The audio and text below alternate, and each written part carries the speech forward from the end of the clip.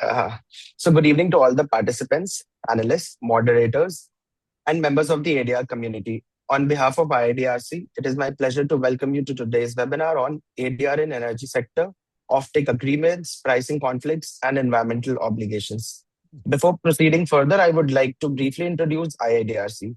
IIDRC functions as a neutral institution providing structured arbitration and mediation services.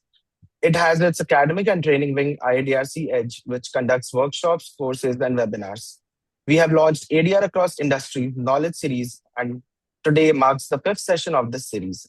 This series aims to foster meaningful dialogue, share practical insights, and promote thought leadership in emerging areas of dispute resolution.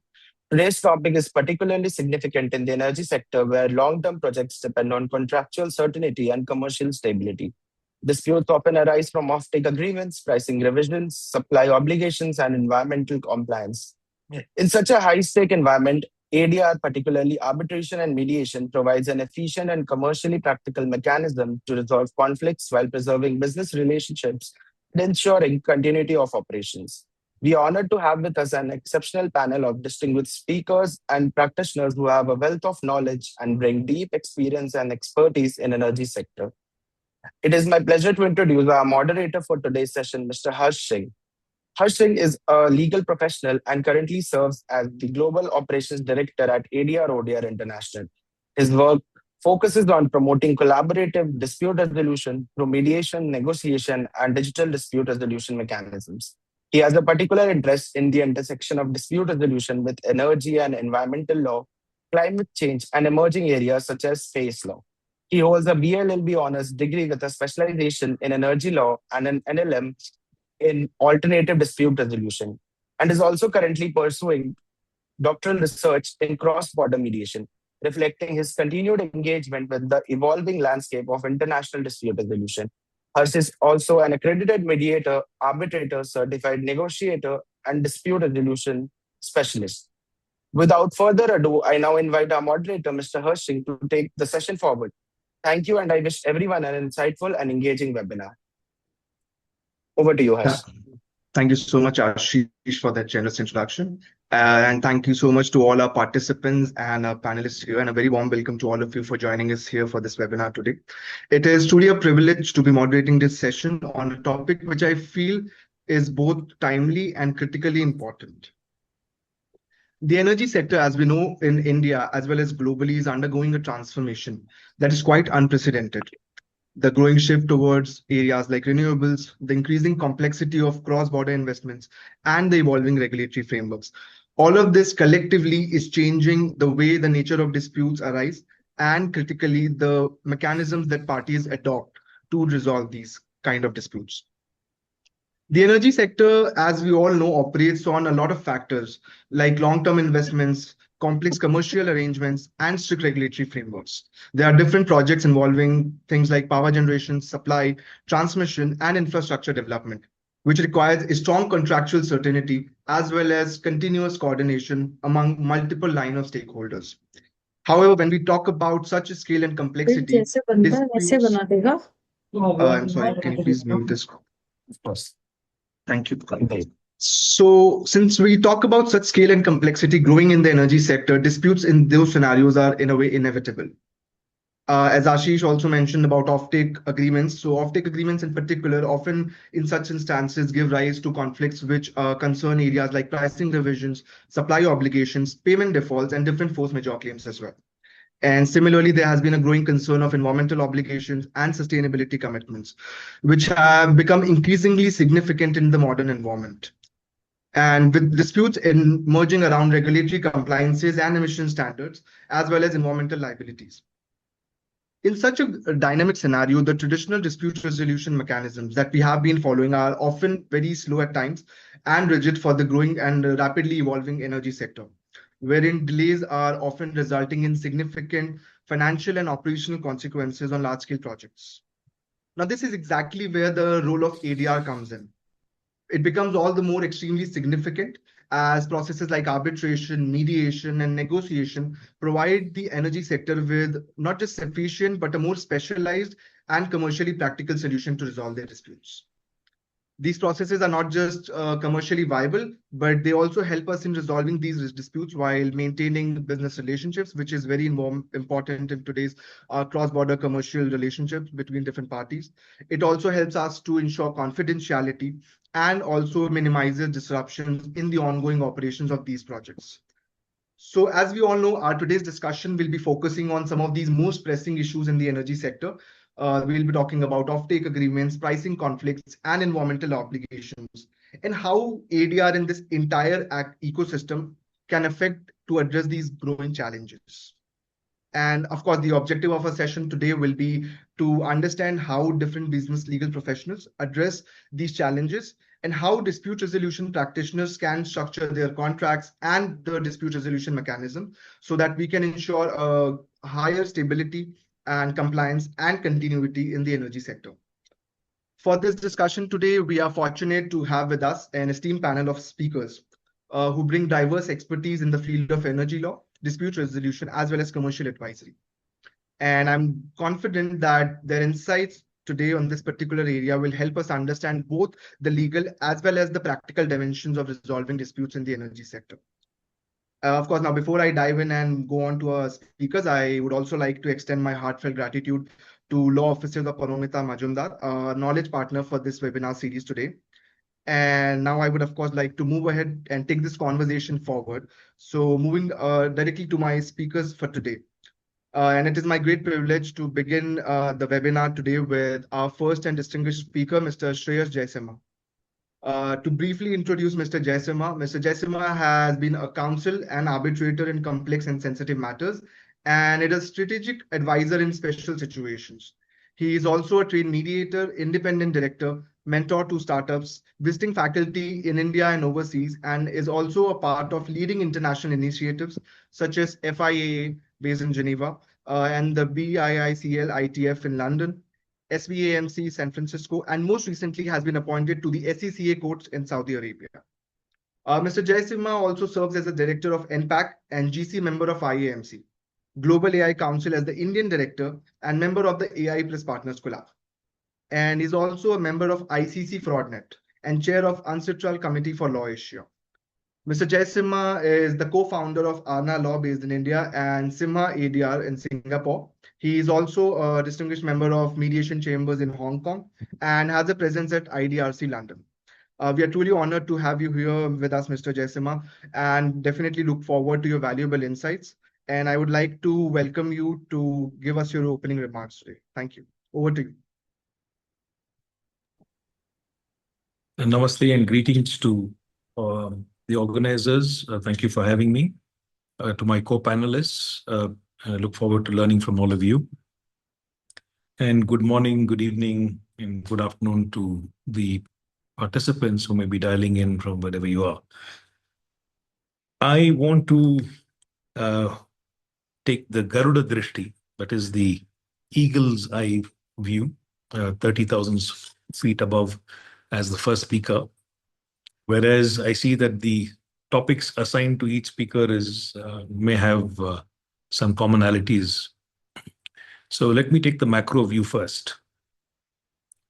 When we are talking about energy disputes, I notice that we are jumping to the Sarpa Drishti, that is the serpent's view. So minutiae, we mentioned types of agreements will emerge. But zooming out, before we double click in, there seems to be a change in the format. I'm not sure. Okay, there's something that happened to my screen. It froze. Now I think it's working again. So I was saying, when we zoom out, let's ask ourselves whether the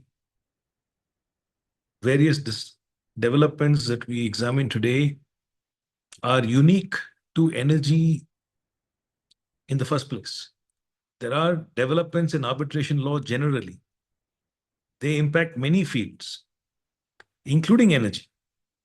To what extent are those changes impacting the energy field generic, and to what extent are they specific to the energy domain?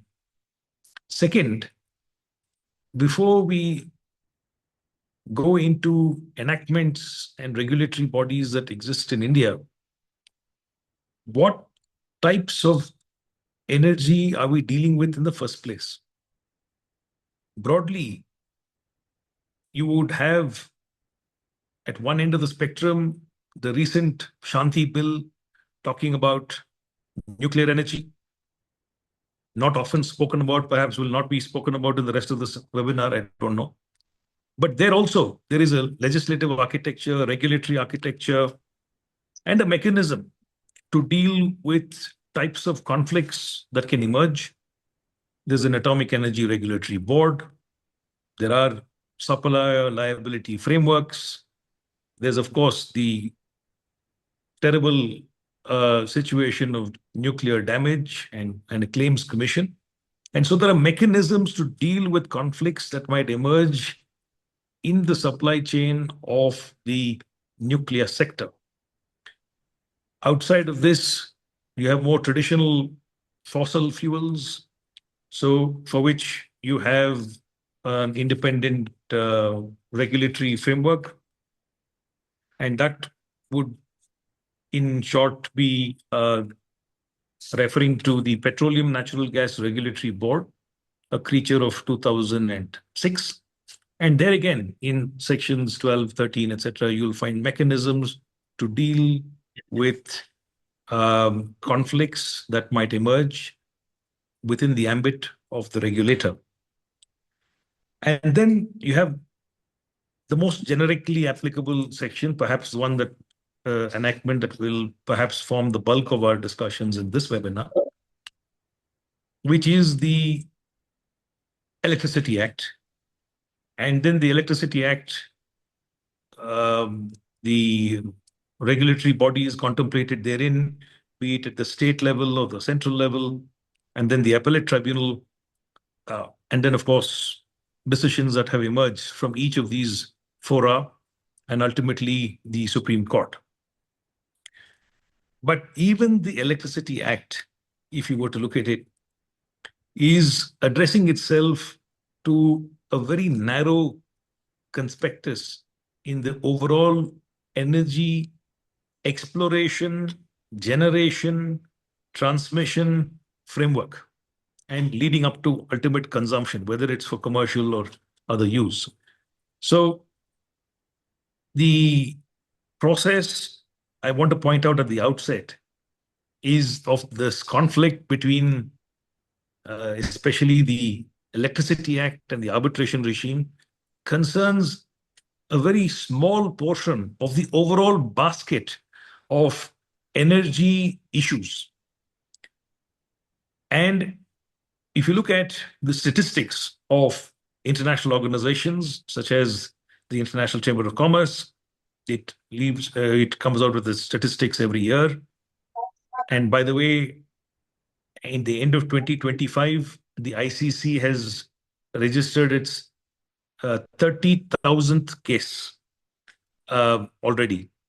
And this forum has, the ICC acknowledges that as of 2024, 20% of its overall disputes largely relate to energy. The similar statistics can emerge from other international arbitral institutions. So while we are discussing the India-specific situation, we must bear in mind, why is it that parties are adopting and continuing to adopt a certain mechanism which is globally acknowledged and participating? You mentioned, Harsh, very kindly that recently I was appointed to the Saudi Commercial Court, the Court of Arbitration at the Saudi Saudi Center for Commercial Arbitration. I said it right finally. SCCA has a COA, and I'm a member of that. And I'm astonished to see the number of zeros in those matters. It is remarkable. That center has had a 400% year-on-year growth in terms of numbers of matters that are coming to it.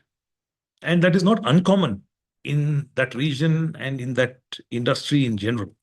So I want to come back to say, when we are now talking about exploration, generation, transmission, distribution, trading, and ultimate retail supply.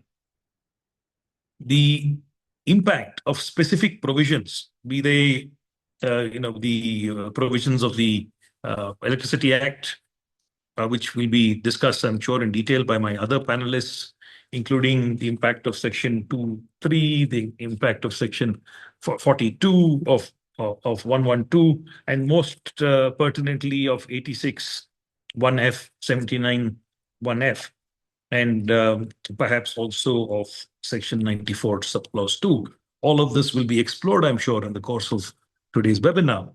But they do not deal with the development phase, the exploratory phase, the construction phase, design, civil construction, procurement, installation, commissioning, or necessarily operations of perhaps, yes, on operations, they certainly pertain to it. Not necessarily supplier issues of fuel, equipment, etc.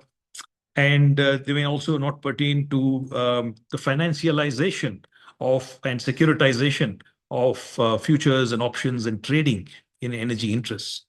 So again, from the top aeroplane view, there is this landscape that we are now going to delve into has many contours to it. And the regulatory institutions that I mentioned, be it under the specific sectoral regulators under the atomic energy regime, or the petroleum and natural gas regime, or the more generic regulators under the electricity regime, have to be viewed in this context. I've also been asked a bit of a loaded question, because my topic says, what is this institutional framework, the various regulatory commissions, which I've briefly touched upon, and the arbitration-friendly shift. So here I would pause and say that, look, there are perhaps three broad phases that we have seen insofar as the interaction between arbitration. And going back to my first point, there are some developments in arbitration law in general. For example, the concept of rights in rem not being arbitrable, that rights in personam are largely arbitrable. These find resonance in many domains. For example, in company law, you see the set of cases that emerge as to the jurisdiction of the NCLT insofar as they concern rights in rem. You can happen in the IBC when it comes to, again, the role of the public stakeholders in the insolvency regime. And therefore, it is entirely unsurprising that the same echo exists in the energy and the electricity space when, again, you're dealing with tariff and other aspects of rights in rem. Rights in personam, again, they have the arbitration law in general has been emphasizing that these are subject matter of arbitration. The other quick point I would like to make is I've spent a large part of my professional life representing the Republic of India in unheard of and unknown places. But there are matters that have dealt with some of these issues at the highest levels. For example, in the Ken Vedanta arbitrations, where I was privileged to represent the Republic of India, the underlying interest related to trades and investments in the energy sector.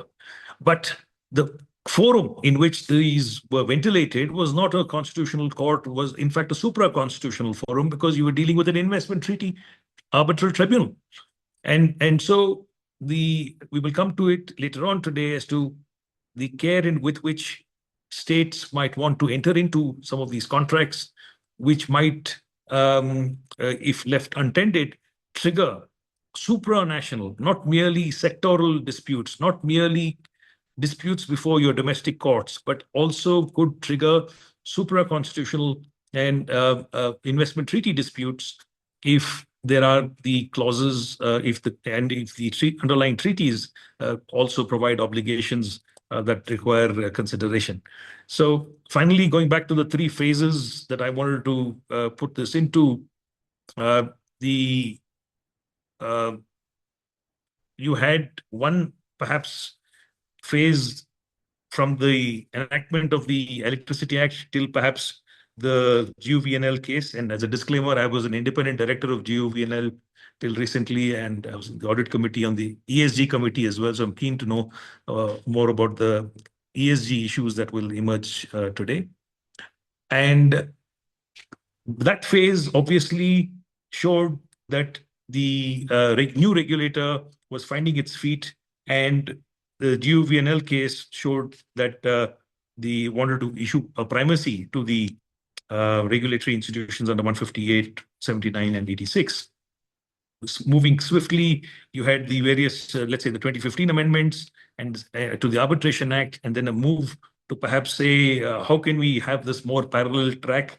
And then you had a series of subsequent cases, many of which will be undoubtedly referred to, but significantly, perhaps the Southern Power Distribution Company case versus Andhra Pradesh, the Renew Wind Energy cases, and the case that has triggered my good friend Amit to write in the SEC, which is the Damodar Valley case of 2024.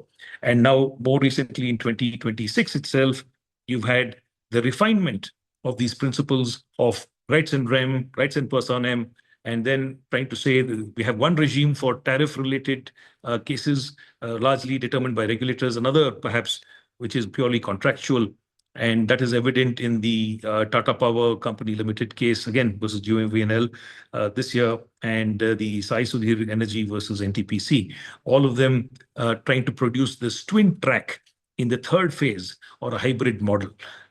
So I would end my remarks by saying that India has deliberately chosen perhaps a hybrid model of the existence of a regulator, sectoral regulators, a generic regulator, and an acknowledgement that private in-rem contracts continue to be governed contractually where arbitration is prevalent.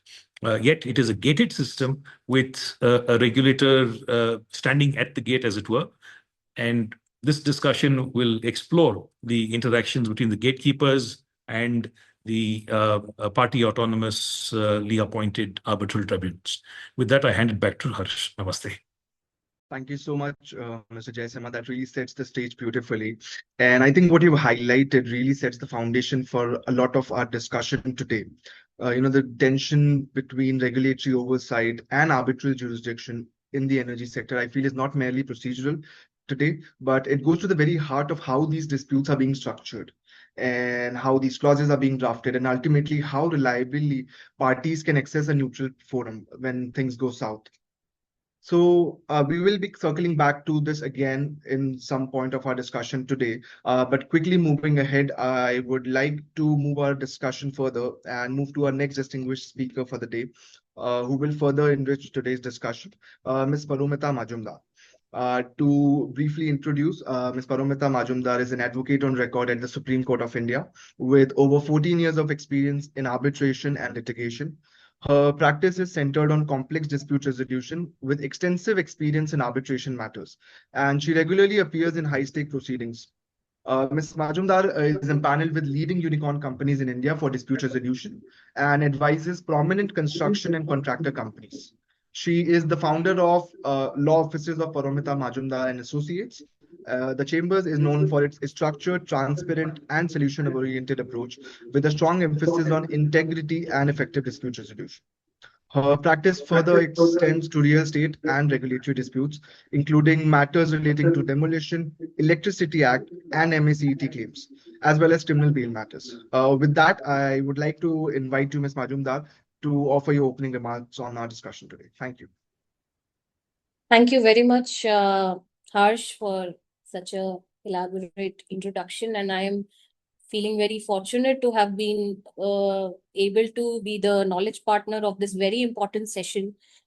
It was absolutely delightful for me to hear Mr. Jayasema, who's a very senior member, and the statistics which he just provided, having the first-hand experience in energy disputes, as he rightly said that the zeros are increasing. That gives me a kind of perspective here, that as he rightly mentioned, that the first hurdle which we have to cross is the regulator. So that's the gate which we have to cross. And while after checking whether the particular dispute is specifically, specifically assigned into the statute for a regulator, or there are chances of getting the dispute resolved through ADR mechanism, we have to go forward. So it becomes very important for any professional to first understand the nature of the dispute, which is the first and foremost thing which anyone has to see in energy specifically. Although I believe that ADR has not yet been very widely used in the area of energy disputes, but there is a huge scope, and I believe that if ADR mechanism is introduced into this area, then a lot of time and money can be saved. So yeah, so I'm looking forward to answering the questions which the forum puts forward to me. Going back to Mr. Harsh Singh. Thank you so much for your opening remarks on the topic, and we'll definitely be looking forward to get more in depth by questions that will come. Now, quickly moving ahead, I would like to move forward with our third panelist for the day, Ms. Rashmi Katpalia. And I would like to invite her, and before that, of course, a very brief introduction of Ms. Rashmi. Ms. Rashmi is a distinguished legal professional and a British Chevening scholar with over 30 years as an advocate at the Supreme Court of India, an impaneled arbitrator with DIAC and ICA, and a mediator with the Supreme Court Mediation Center.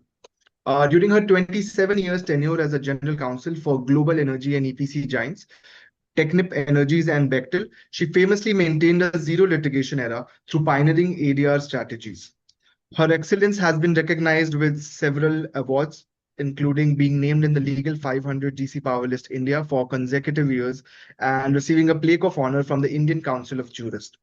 It's really a pleasure to have you here today with all of us for this discussion now. And I would like to invite you now to share your opening remarks.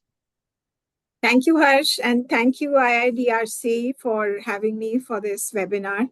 It's very topical, and I have spent 27 years of my GC life, as Harsh mentioned, in resolving disputes. And sorry, Paramita, but energy sector uses ADR a lot. In fact, we only use ADR, and that is how I managed a zero lit tenure of 27 years, because, the clients are all the same. And you can't really go to litigation with a person that you are with an entity where you are actually having many projects going on. So you're only left with conciliation and mediation. So I just want to clarify, ADR does not mean just arbitration. ADR has several mechanisms within it, and the major ones which are prevalent are not only arbitration, but conciliation and mediation. So while conciliation allows the facilitator to bring in something like, for example, an expert is sitting in the conciliation, the expert is able to give its viewpoint to both parties to see what is going to work well as a settlement, whereas a mediator is a more neutral party, as it were. So while it is not my mandate today to really go into and explain ADR, what I'm talking about is ESG obligations and environmental risks, and the evolving role of ADR in these long-term energy contracts, and all energy contracts are long-term. So we are witnessing a fundamental shift in this energy sector in India, where E, which is in the ESG, has moved from the periphery of a contract directly into its heart. For years, offtake agreements rested on two pillars. One was volume and one was price. Today, a third pillar has emerged, and this pillar is the environmental compliance. So this fundamentally reshaped the entire dispute landscape. And India today itself is having to navigate and intensify and overlap its ESG obligations.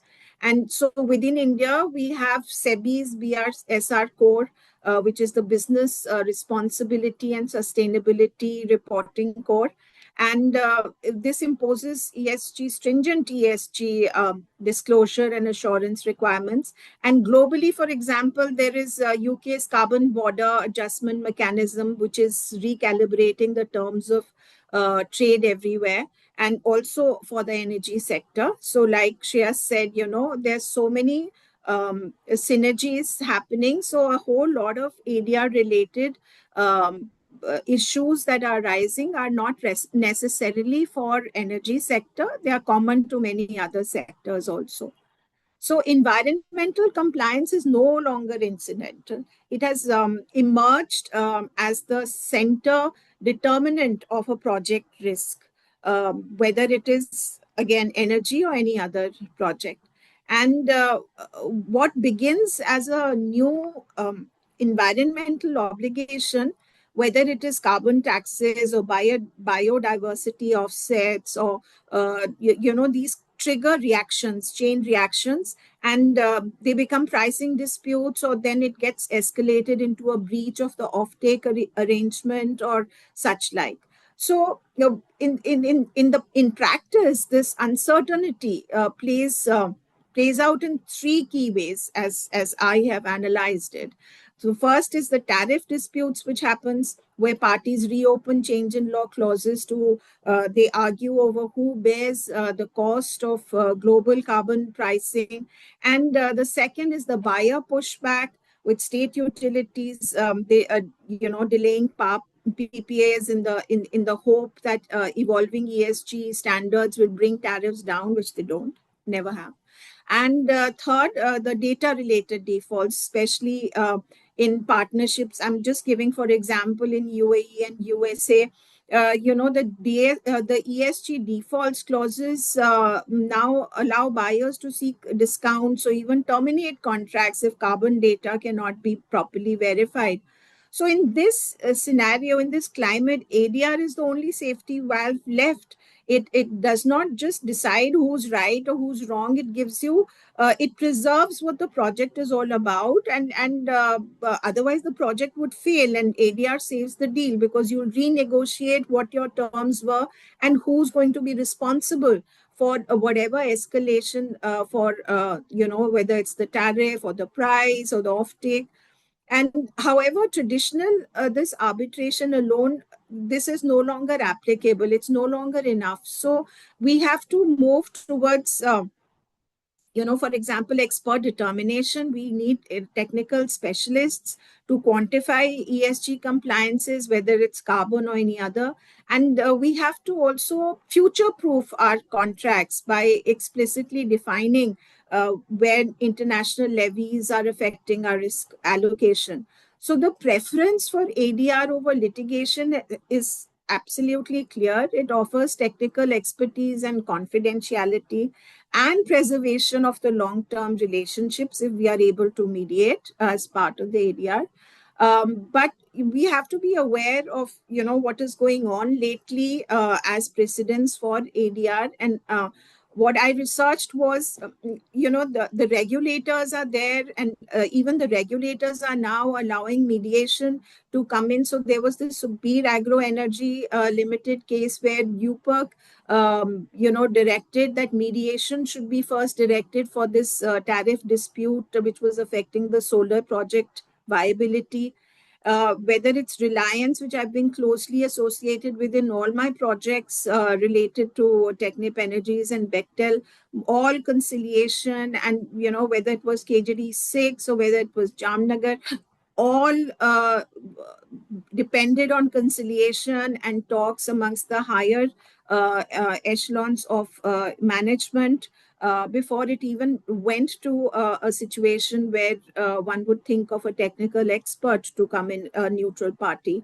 Same for Adani Green. So, and of course, Shreyas has mentioned the Kane Energy, which he has been involved in, as I looked back, I even saw that Indus water treaties, which we have with Pakistan, even that has been structured and multi-tiered into dispute resolution, has been incorporated through ADR elements and negotiation and mediation.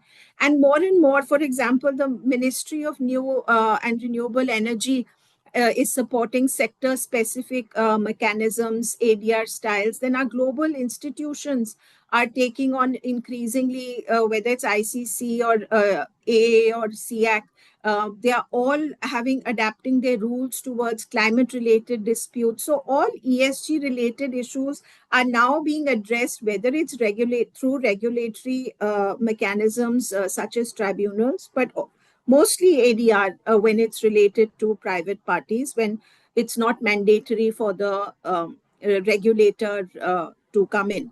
So I would say that ADR is helping all these new emerging disputes before they escalate into something really harsh and binding, before it becomes a dispute, as it were, and enabling projects to evolve and survive and remain aligned with the demands of sustainability. And in 2026, a company's ESG integrity has become its most valuable contractual asset. So that is the background where I see ESG coming in, and ESG and ADR synchronizing with each other to carry on an energy project. Thank you. Over Thank you to so much. Harsh. Yeah, thank you so much, Mr. Ashmin. I think you've made a really important point that is worth pausing on, because generally when we talk about ADR in energy sector, there's a tendency in practice to default immediately to arbitration as the mechanism of choice. And what you've rightly reminded us here, that when we talk about ADR, it is a much broader toolkit, and mediation in particular is an equally important and arguably stronger case to be made in the energy context than in almost any other sector. So we'll definitely take more time and come back to discuss in more detail about ESG and environmental obligations. But moving ahead for our opening remarks, final panelists for the day. And as we carry this conversation forward, it also gives me a great pleasure to introduce our next panelist and speaker, Ms. Sudha Reddy. Ms. Sudha Reddy is a partner at Alpha Legal Consultants, New Delhi, where she leads infrastructure and energy disputes team.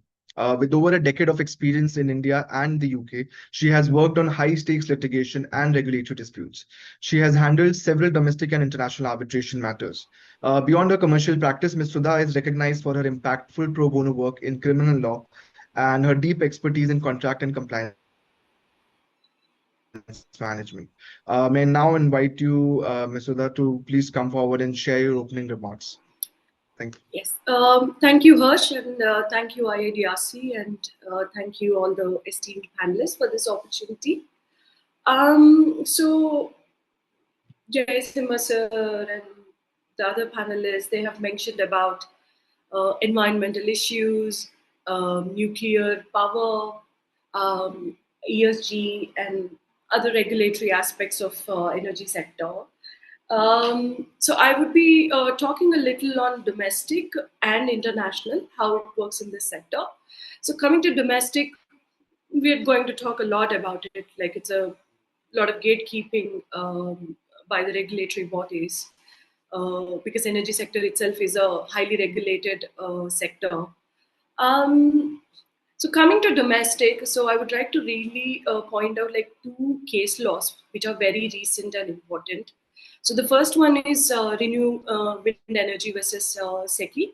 So in this case, the Delhi High Court has actually said that under Section 79, the CERC, 79 of the Electricity Act, CERC has the exclusive power to refer disputes to arbitration. So this happened in November 2025, but recently in the month of February, APTEL has said that CERC can only refer the disputes of arbitration which it is legally empowered to adjudicate under the clauses A to D of Section 79. So basically, APTEL has said that if CERC lacks inherent jurisdiction to adjudicate a dispute, it simultaneously lacks the jurisdiction to refer that very dispute to arbitration. So the contradiction of like CERC has the power, and then APTEL saying that CERC cannot, doesn't have the power. So it's a little bit contradictory and something which needs to be addressed.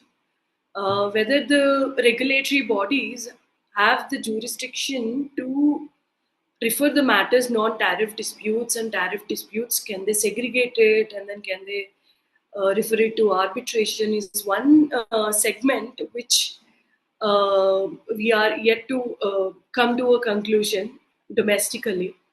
And coming to internationally, we have two types of arbitration. So first is commercial, so the regular what we have discussed in domestics, the same thing. And the second is investment treaty arbitration, so which is also called as like investor-state dispute settlement.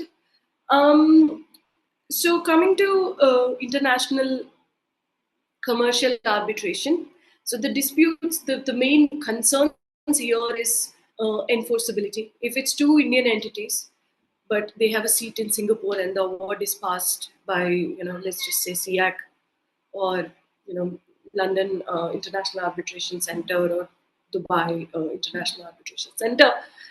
So how enforceable these arbitral awards are. India is signatory of both the New York and Geneva Convention. And so considering the enforceability, the courts are very favorable unless the award passed is patently illegal, or is it against public policy, or if the tribunal has acted beyond the scope of the terms of the arbitration agreement. So enforceability is being addressed in like many cases by Supreme Court, where they have said yes, it can be enforced, but there are certain cases where there's like conflict of interest or any other issue, then they cannot be enforced. So that is one of the challenges in international commercial arbitration. And secondly, coming to investment treaty arbitrations, these are based on bilateral treaties entered between two countries. So if a foreign investor feels that there is a direct question to the Indian state under a bilateral investment treaty for breaches such as fair and equitable treatment or indirect expropriation, even without a contractual arbitration clause, the matter can be referred to the arbitration tribunal. The structure of like BITs pre 2015 were very investor friendly. But post 2015, the bilateral treaties which are being entered are very much state friendly as well. So India has made that major changes in the pre and post bilateral treaties. So the important case which I would like to talk about is the recent judgment which has come up in this year is Korean Western Power Company Limited versus Republic of India. So this is a dispute arose from the alleged failure to honor fuel supply commitments to a power plant in Maharashtra, in which Korean Western Power held a major stake. So this case was decided in the favor of India, which is a really, really big progress because India has recognized that pre-25 BITs, they were more investor friendly.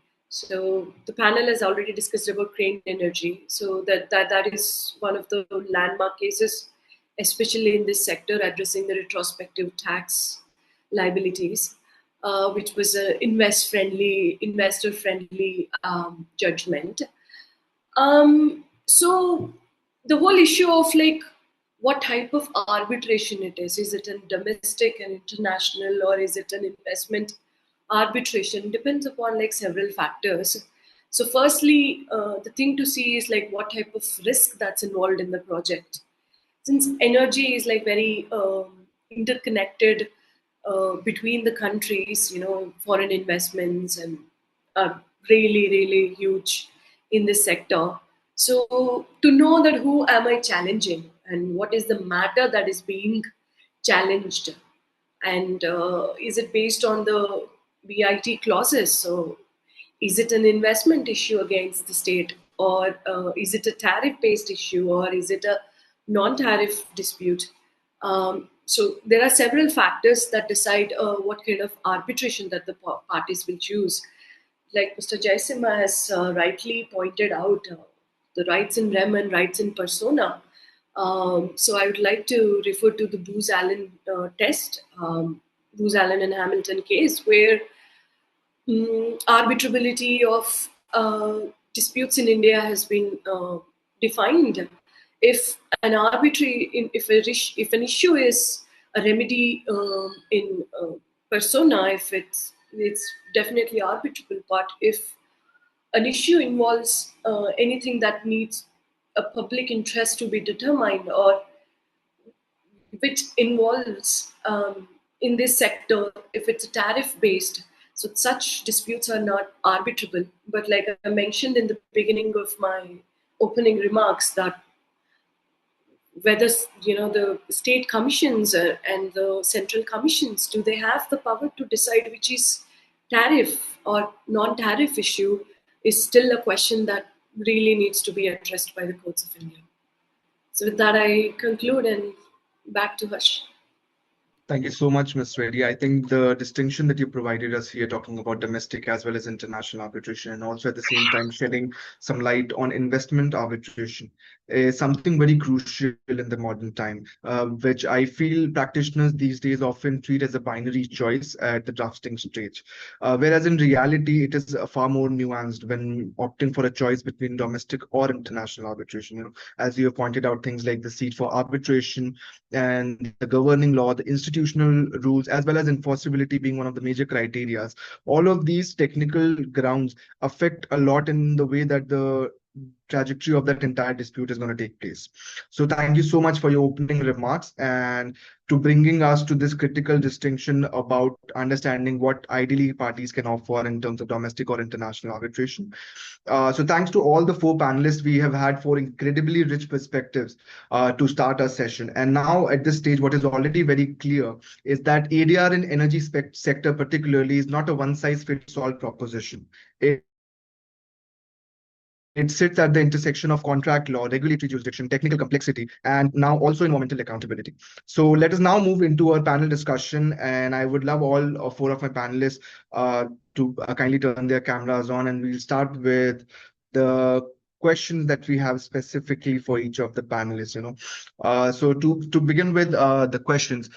In the current time, one of the most fundamental and often contested questions in the cases of energy disputes is not how to resolve a dispute, but where. The choice of forum it's not merely a procedural choice. I feel it has a profound implication on the scope of relief that is available to the parties, the expertise of the decision makers, as well as, of course, as also pointed out by one of the panelists, the enforceability of the outcome.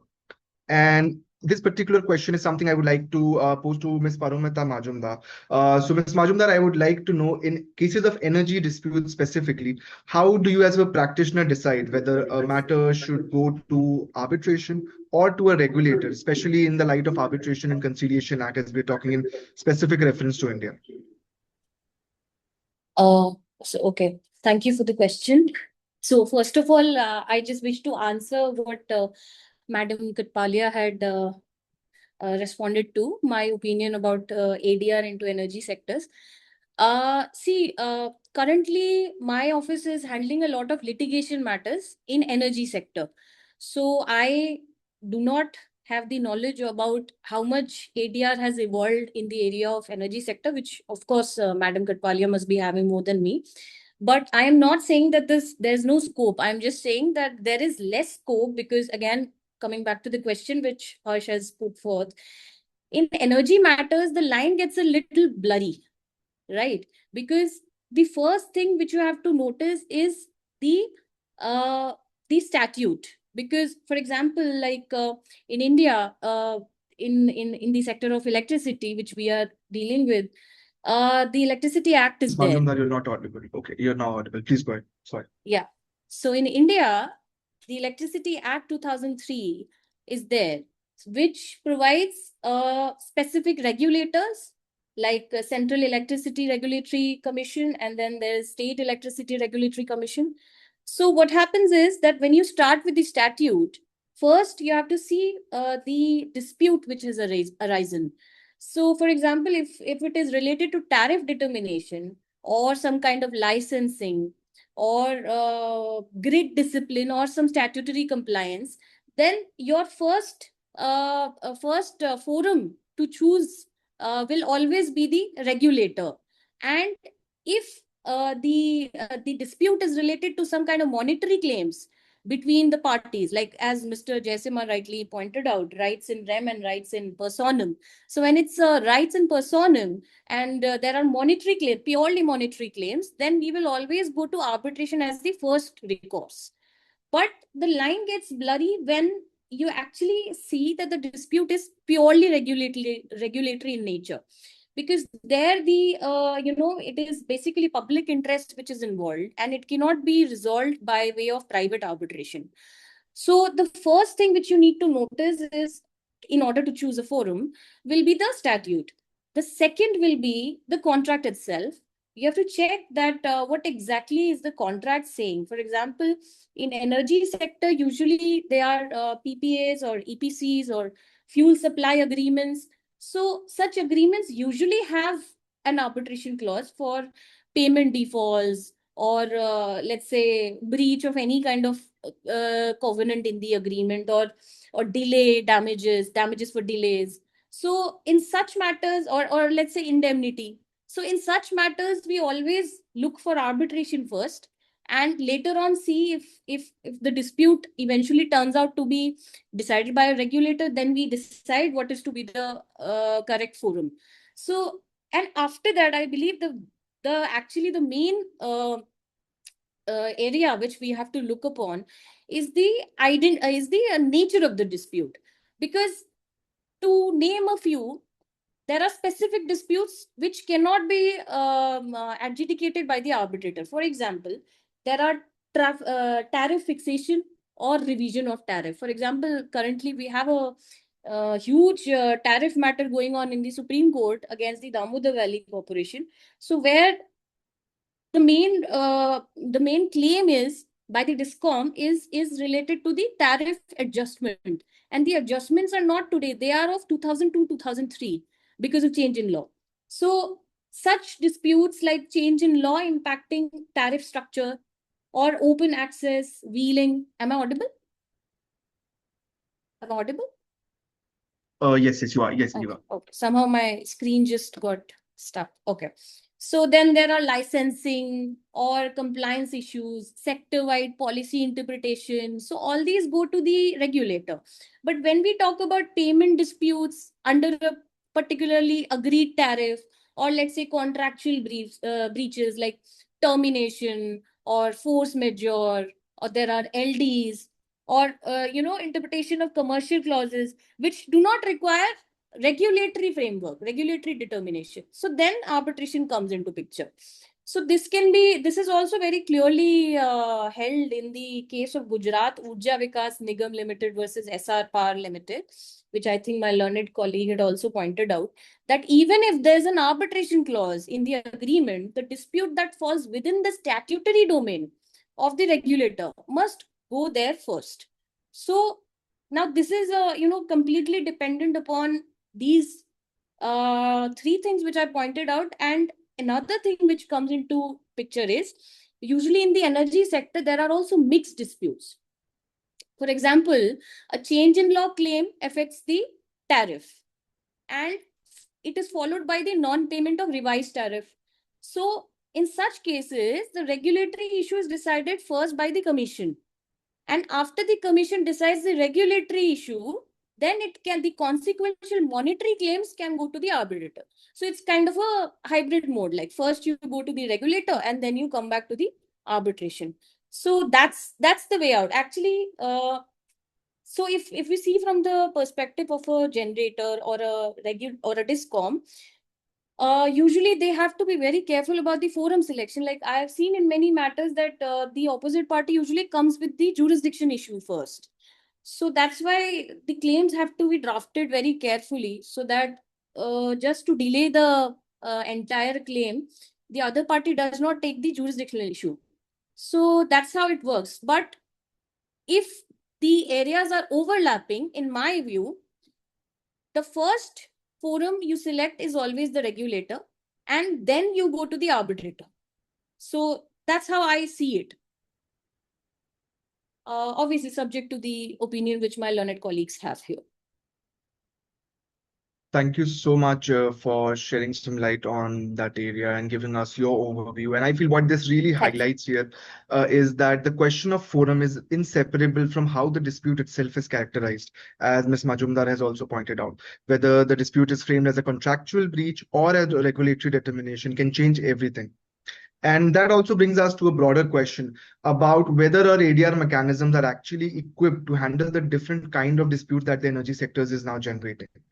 The energy sector, particularly in the context of renewable transition, is generating disputes of complexity and scale, which were not earlier anticipated when a lot of our ADR frameworks were designed initially. Things like long-term PPAs, hybrid financing structures, cross-border investments, and now also ESG commitments. So the risk landscape has shifted considerably over the past few decades. And the question is whether our dispute resolution mechanisms have shifted along with it or not. So I would now like to invite Ms. Rashmi to address this question, that given the long-term and capital-intensive nature of our energy contracts today, do you think ADR mechanisms are keeping pace with the sector's evolving risk, especially in the case of renewables? Maharsh, in our energy world, which we are focusing on today, we have moved from predictable fossil fuel type things to weather dependent renewables. And I am not including nuclear power in this because India is not so focused on that, and that's always on a state level. Where there are some private players coming in is more in in the renewables, when we talk about hydro or solar, etc. And the risks are changing so fast with the contracts that ADR is involving, but it's a race against time. And we have seen progress with expedited procedures, and we've had several landmark Indian cases where the courts are guiding us, whether it's this energy watchdog or the Sai Sudhir matter. We are keeping pace only procedurally, not yet structurally at all.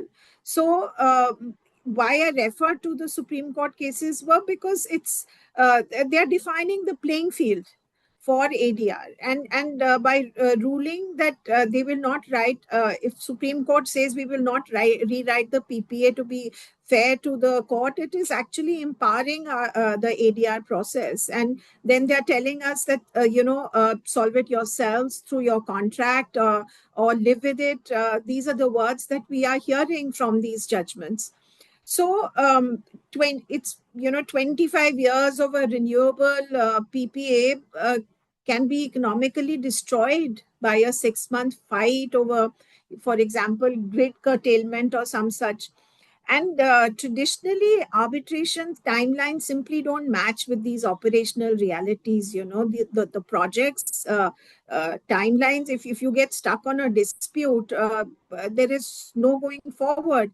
And it becomes even more complicated when, as Paramita said, and also mentioned by Shreyas earlier, when we are talking about the Electricity Act, the state, these commissions are the gatekeepers. They slow down the entire process of the dispute resolution. But there is no getting out of it because the state has appointed it.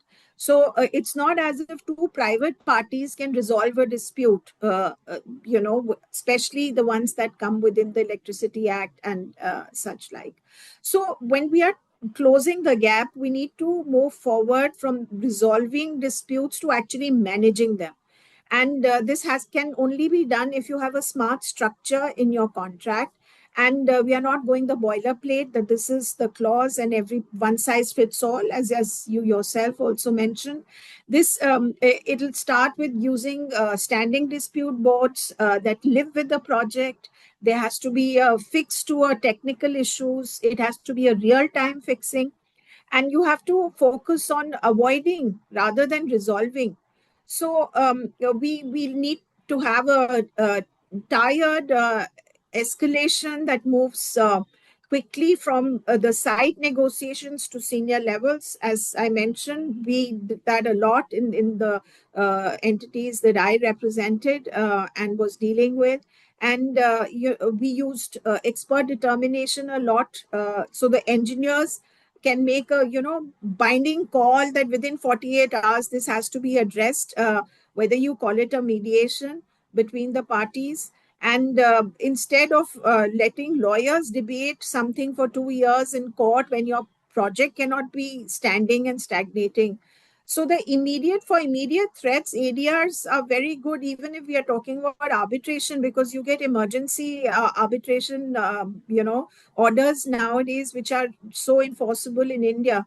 For me, the bottom line that when I analyze this whole question is that ADR is not going to be your cleanup crew that, a dispute has arisen and you'll start acting as a navigation system is what is required. And we have to now contain our disputes. We have to clarify who bears the regulatory risk, who bears the ESG risk. And because this energy transition resilience, this depends on preventing disagreements from hardening and becoming disputes. So before it's become a dispute, when it's just an issue, you cannot allow it to derail the project. You're going to have to start resolving. So I think, again, like I mentioned in the beginning, it's not going to be even reaching arbitration where your dispute has crystallized. You're going to step back and you're going to get the project entities or the senior managements or some experts to resolve the issues. And whether it is capital intensive in nature, or whether you're just talking about arbitration per se, it's all on a slow coach right now. It's just not. Despite being guided by the Supreme Court, we are not at that level where we are keeping pace with the project. That is the end, the crux of the matter, that we need to speed up whatever ADR we are going to use. If you have to maintain the project speed, you have to speed up the resolution process. So that's my take on it, Harsh. No, thank you so much, Ms. Kripalia. And I think what you've surfaced here is really important because the conversation today is not just about how disputes are getting resolved, but how they get managed across the life cycle of a project, as you've rightly pointed out. And these, again, are not disputes that arise and conclude in isolation, as we have to keep our focus on the fact that they unfold against the backdrop of live projects, ongoing contractual obligations between different parties. And they simply cannot wait, for the pace at which the arbitration proceedings are traditionally moving. So the mismatch between the timeline of an arbitral proceeding and the operational urgency of these projects, I think, is a growing structural challenge that you've rightly highlighted here. And that is something that the ADR community at large need to reckon with seriously. And I feel that urgency becomes all the more important and accurate when you layer it in the regulatory dimension, because when a tariff dispute arises in energy sector disputes, the project does not pause while the tribunal, of course, is deliberating on different aspects of that particular dispute. So in addressing this particular point on tariff today, I feel tariff disputes, specifically talking about the Indian energy sector, occupy a very particularly complex space. Because you often have a contractually agreed tariff structure on one side, and on the other hand, we have a regulatory determination by the commissions. So these two are not always aligned in a lot of instances. So the question of whether an arbitral tribunal can legitimately undertake tariff recalculations is something we have to address today. And I would now like to invite Ms. Reddy to ask her, specifically in the Indian context, how do parties navigate the overlap between contractual tariffs and the regulatory tariffs which are set by commissions? And can arbitration realistically handle complex tariff recalculations? Or do you think it risks stepping into the domain of regulators while trying to do so? Yes. So the unique feature in Indian energy sector is how the regulators are gatekeeping this sectors very much. Despite high aspirations India has, like Viksit Bharat 2047, and then we have net zero 2070. And the rest of the goals, where this sector can actually contribute a lot.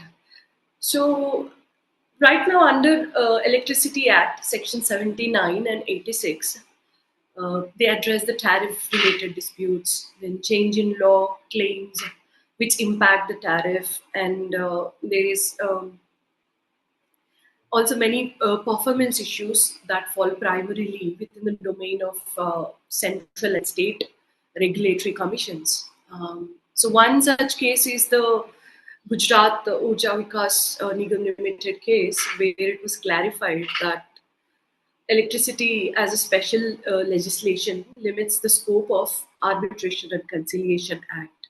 So under Section 158 of the Electricity Act, so it's just one section which talks about arbitration under the Act, distinctly says that the dispute has to be decided whether it's a non-tariff or tariff by the state or central electricity regulatory commissions, and based on the type of nature of the issue, if it's tariff determined, then that determination or tariff redetermination, any dispute affecting tariff must not go to arbitration. So this battle between tariff versus non-tariff distinction, it's also, there's an important case, Madhya Pradesh Power Management Company versus Damodar Valley Corporation. So I think that is the most discussed case in this panel as well. So regarding the non-tariff contractual disputes, if wrongful termination or if there's a pure breach of power purchase agreement obligations, then arbitration per se, the contract, rather than being adjudicated solely by the commissions. Especially this distinction is very much necessary when you are handling with foreign international arbitration, because you have a foreign investor here, you go, you get the case settled somewhere outside India, and then you come back, but there is no enforceability of that order. So that determination of, clear determination of what is tariff and non-tariff in your PPA, and what can be arbitrated and what cannot be, predetermining it and respecting the autonomy of the state commissions and the regulatory bodies. So that would really avoid such, unenforceability of arbitral awards. So how do parties navigate, these issues which are tariff or non-tariff? So there are several phases in life cycle of the dispute. So if the life cycle of the project, so it can be defined, distinctively, like described in like 5 or 6 phases. So first one is development phase, where you have acquisition of land, right of way, and then other clearances. Then you have construction phase, where it's design, civil construction, procurement, commissioning, and then you have operations phase, where generation and evacuation, supply is involved. Then there is suppliers issue. Then there is composite procurement and operations arrangements. And then last you have a market mechanism, which involves power exchanges, forwards and futures, etc. So in all of these phases, only 2 phases can be arbitrated. First is the operations phase, where generation, supply, evacuation is involved. And the other one is composite procurement and operation arrangements. So that is how parties would navigate, like which is a tariff based or non-tariff, based on which phase is it in and what kind of dispute it is in. And coming to the other part of the question, whether arbitration can realistically handle complex recalculations without stepping into the regulatory's domain. So my answer is yes, because arbitration can handle certain complex issues only if they are purely contractual and they do not require any tariff determination or redetermination, or it needs any kind of regulatory approval. So arbitrators have the authority to interpret power purchase agreements. They can compute contractual damages, liquidated damages, late payment charges. There's any wrongful termination, non-supply, without encroaching on the regulatory's domain. We also spoke about the Damodar Valley Corporation case, which is like a landmark case where courts have allowed arbitral resolution of pure money claims under the power purchase agreements that do not alter the approved tariff are definitely arbitrable. But however, arbitration cannot step into the complex tariff recalculations, which involves change in law. There is also force majeure, because these change in law and force majeure, who determines them is the biggest question. So there was a change in law in the supply of coal in Indonesia, and then the tariff has been changed even in India. The price has to be discussed, and who discusses it, who determines it? It's a regulatory body. But then the change in law did not really favor any Indian suppliers or generators, the stakeholders involved in this sector. And coming to force majeure, so we had a pandemic. So post-pandemic, nobody added the word pandemic, and suddenly we all were surprised. Oh, there is something called pandemic, and it can be a force majeure event. And force majeure definitely impacts tariff, and whether pandemic was force majeure. So it needs to be determined by the ministry. It comes from the Indian ministry and then eventually upheld by the regulatory body. Apart from that, there was one more incident, especially this is relating to Indian government, that where we had demonetization. Was it force majeure? The ministry has allowed that, okay, there's a delay in the milestone reaching by these entities, because banks were really busy, addressing the individuals with their issues while demonetization, and they did not really help much about the bank guarantees that need to be furnished by all this renewable energy products or any kind of energy products, energy projects. So was it force majeure demonetization? No, it wasn't. But was the delay being addressed? Yes. Was the milestone of reaching the bank guarantee furnishment has been addressed? Yes, delay was allowed, but it's still not force majeure. So the complications involved in addressing force majeure change of law, because they directly impact the tariff issues. So the arbitration cannot be the right tribunal, right body, judicial body to determine these issues. So also the energy watchdog versus CERC, the Supreme Court has explained the recalculation has a direct bearing on tariff. So parties must approach the commission, and any arbitral award attempting such recalculations risks being challenged. They are against public policy or being non-enforceable without regulatory validation. So in practice, parties have to bifurcate the claims and pursue parallel proceedings to avoid this jurisdictional conflicts. So that's how the complex issues can be addressed by arbitration tribunals, and also without stepping into the regulatory's domain. This is what the parties must determine in advance.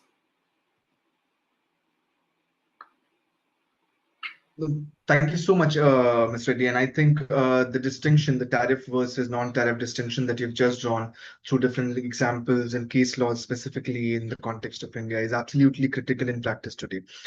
Because how we are characterizing a dispute at the outset, whether it is fundamentally about tariff determination or it is about a contractual obligation that happens to have a tariff implication, can be entirely determinative of which forum eventually has a jurisdiction to deal with the matter in India, right? And as you've also talked about moving towards the net zero goals and the evolution in the regulatory frameworks on those lines, I think it's going to get all the more difficult to draw that distinction between the kind of disputes that actually fall under the tariff regulation disputes and things which are contractual.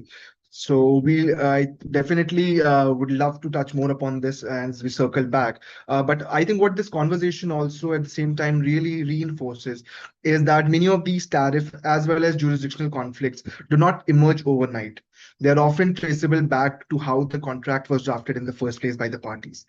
Which brings me to my next question that I think is very core at the very core of this dispute prevention, specifically in the energy sector. Because when we talk about energy contracts, they are one of the most technically complex commercial instruments that I feel a practitioner encounters. And yet, despite all this complexity and drafting vulnerability, there is repeatedly a lot of issues that come across in the different disputes. Things like the choice of an arbitrator is equally critical, because if, in an instance, an arbitral tribunal lacks familiarity with the technical and commercial architecture that is required for that specific dispute, it can often struggle to appreciate the real world implications of such dispute, and it can further affect how they are determining the issue at hand. So, to address a question around this, I would now like to invite Mr. Jaisimha to understand from a practitioner's perspective, what do you think, sir, are the most common drafting mistakes, specifically in the energy contracts, that later lead to such disputes? And how important do you think is sector-specific expertise, specifically in arbitrators, when they're dealing with technically complex energy disputes? Let me take the second question first. I stopped studying science in 10th standard, to the great disappointment of my mother, who was a chemistry professor. But it gave me one qualification in life, which is to ask stupid questions bravely till I'm satisfied and I satisfy my audience that I have understood, and then only take the next small step. This bogey of technical expertise, of rocket science, nuclear, I've heard this from many people in many sectors. But every time it's been like a red rag to a bull, as far as I'm concerned, because that there is nothing that stops a lawyer in my practice from dealing with space law in the morning, circuitry of semiconductor chips in the afternoon, and perhaps a complex shareholder dispute in the evening. It is up to you to determine with what diligence you wish to learn. And now you have learning aids like never before. So the idea of technical expertise being a moat that is insurmountable is a bit of mental intimidation, intellectual intimidation. And I would urge people to say, yes, respect technical prowess, but at the same time, do not breed insecurity in yourselves. Merely because something is technical, merely because something is complex, it doesn't mean you are dissuaded. I've studied rocket science. I've studied all sorts of things for aviation, sat in on medical procedures, and of course dealt with infrastructure matters and in energy and regulatory matters, and not just in one part of the world, in many parts of the world. Coming to the other point, which rightly Rashmi made, and I want to re-emphasize that, because ADR is not just arbitration. Of course, ADR, I always say, is appropriate dispute resolution. It's not alternate. It is appropriate. And therefore, you have to be familiar with the entire thali or the entire buffet. You cannot be only saying only desserts or only starters or only main course. You have to be familiar with the entire buffet. And therefore, as an appropriate dispute resolution practitioner, we have to speak in multiple languages of dispute resolution, because whatever is appropriate for the context. And so very quickly, I wanted to make mention of the conciliation committees of independent experts that has now sprung up in many PSUs. And that is something that people have to deal with. There is an office memorandum issued by the Ministry of Power, December 2021. And there is a pre-arbitral process that is now imposed. And there are also some states in India which have now instituted tribunals, and they euphemistically call them arbitration tribunals. I don't know if they really are, but they're tribunals which are appointed, and sometimes matters languish before them for over a decade. So there is a statutory and regulatory overlay over whatever you might choose to decide in terms of your contract, and therefore it is not it's like a will. You don't draft a will once in life. You keep updating it whenever there's a significant event in life. If there's a marriage, if there's a demise, if there's whatever, a divorce, if there's children. Similarly, the contractual clauses must be considered to be dynamic.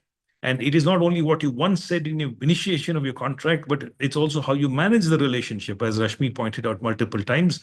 The contract management is, I would say, as important. And so, in addition to the contract drafting, of course, which we will quickly speak about, but I want to make the point that how you manage the contract and having a robust dispute resolution policy, which allows for escalation in the matters at appropriate levels. Not every matter requires a very high, nuclear weapon type approach to the matter at hand.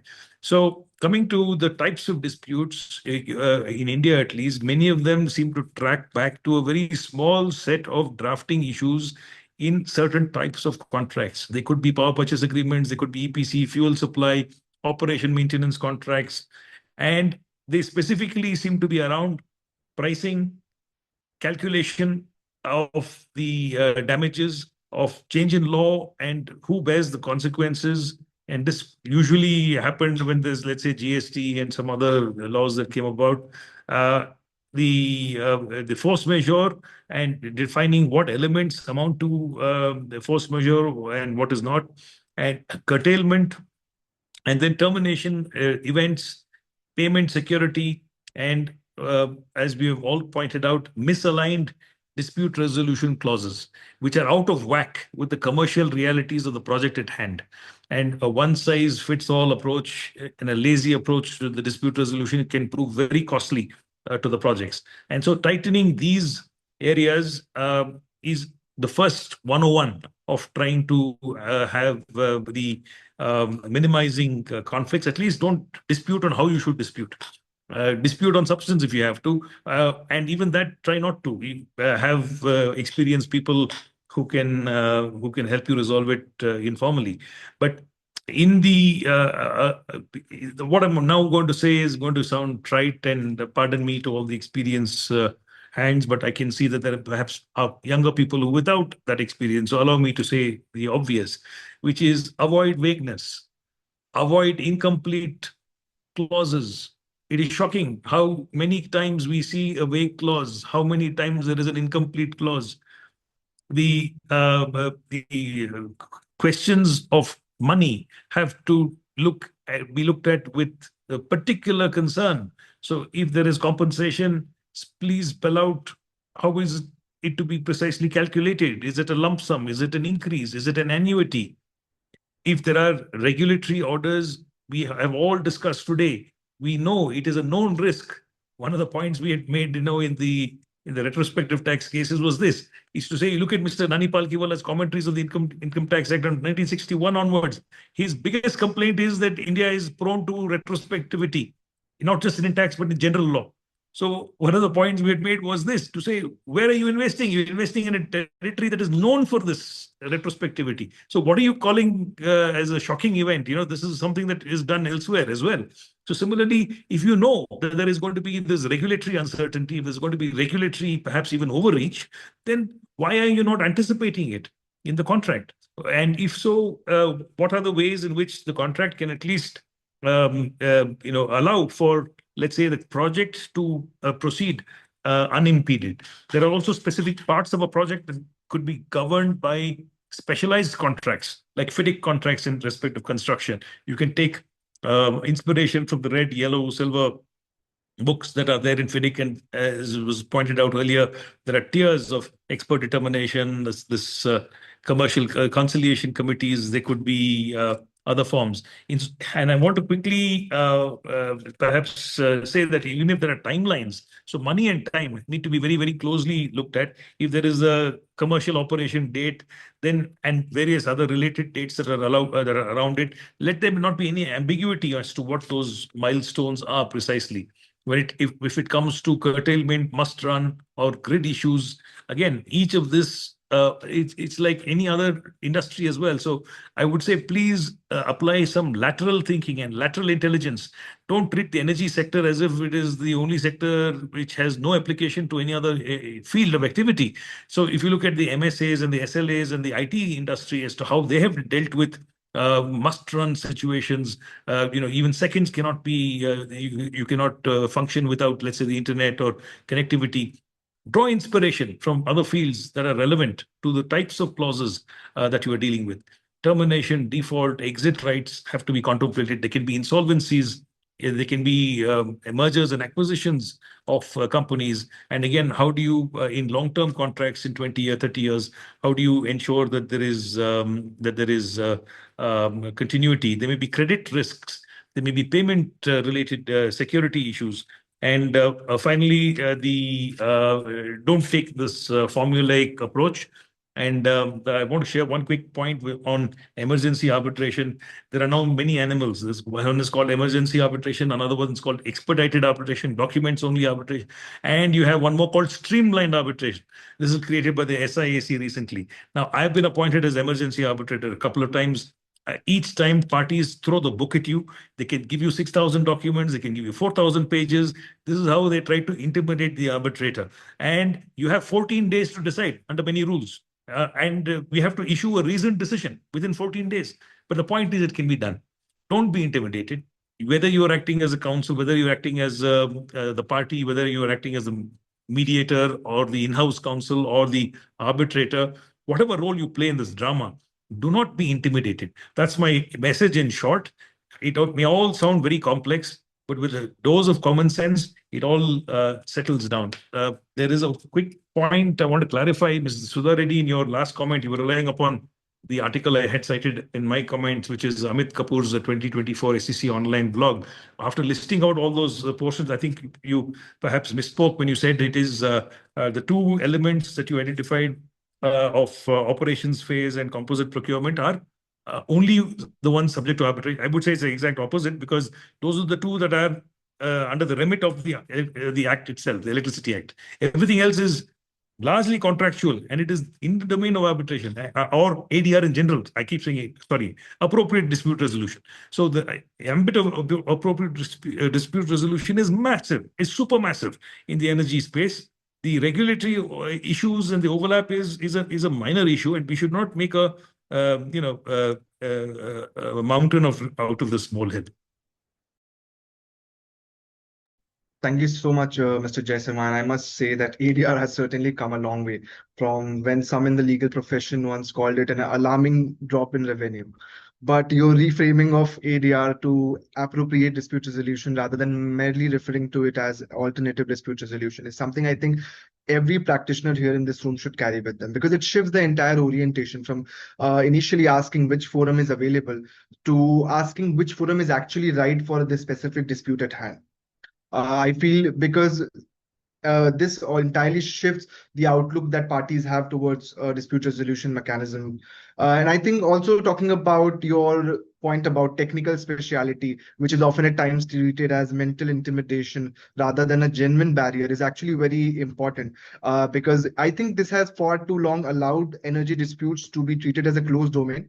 By citing it often at times as very technical, and it was accessible only to a narrow group of specialists so far. So the diligence that we as practitioners should put is really, I think, what qualifies us as a dispute resolution professional who can handle such complexity. Now, moving ahead, it brings us to a seamless question, which is that across arbitration, mediation, and of course, negotiation as well, when we talk about ESG obligation and environmental disputes, we are often talking about conflicts which are extending well beyond the two contracting parties, because these oftentimes impact the communities, the ecosystem surrounding that, and the regulatory framework that an arbitral tribunal is oftentimes bound by. To address this question, I would quickly like to invite our panelist, Ms. Paromita Majumdar, to briefly understand, because ESG over the past few years has moved from being a reputational consideration to a contractual and regulatory obligation in a remarkably short period of time. disputes arising from different kind of environmental commitments, community impact of such obligations, and the sustainability covenants are increasingly finding their way into different arbitral proceedings in the energy disputes today. So, Ms. Majumdar, I would like to ask you the next question for our session and discussion today, that how do you think our tribunals dealing with the disputes arising from the evolving ESG standards that were initially, of course, not contemplated at the time of contract drafting? And do you think mediation can play a larger role in resolving such community and environmental conflicts compared to a process like arbitration? Thank you for the question, Harsh. So in my limited knowledge, ESG, I believe in India specifically now is reshaping. The tribunals have started using the concept, even if it is not codified into any law or even if it is not part of the contract. So ESG basically, along with other legal doctrines, is highly used by the tribunals, and the tribunals actually are giving preference to ESG, and they are interpreting the overall PPA dispute to see whether the ESG obligations are there or not, and to decide it along with other legal doctrines.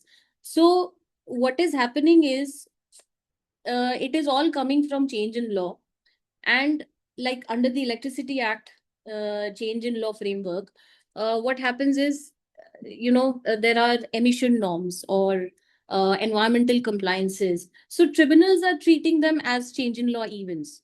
So the consequence is that generators are increasingly succeeding in tariff adjustment claims. So this restores the economic equilibrium, but this also creates a tension with the principle of tariff certainty. Now, what happens is that discoms often resist pass-through of ESG-related costs, but tribunals are leaning towards the view that statutory compliance cannot be subordinated to fixed tariff structures, as it is. This principle has been reinforced in judgments like Energy Watchdog versus CERC. So, interestingly, even where ESG is not strictly codified into law, tribunals are taking a good, tribunals are using terms like good industry practice or prudent utility standards to read evolving ESG norms into potential obligations. Now, we can also see ESG surface into curtailment or dispatch disputes.